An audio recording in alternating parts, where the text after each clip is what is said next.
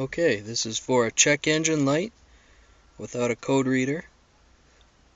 I've put in the paper clip into the OBD port, as you can see.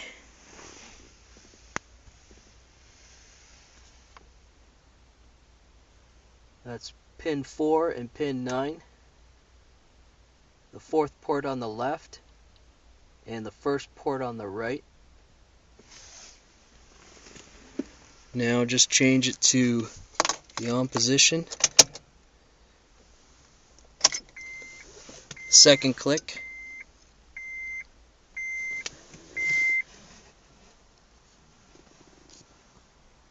And read the lights. The long flashes are the first digit. The short ones are for the second.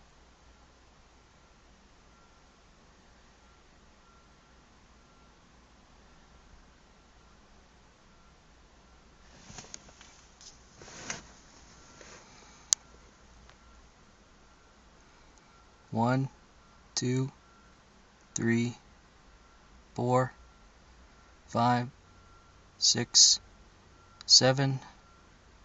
1, 2, 3, 4, 5. 75.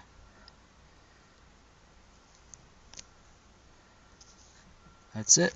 Look up the code.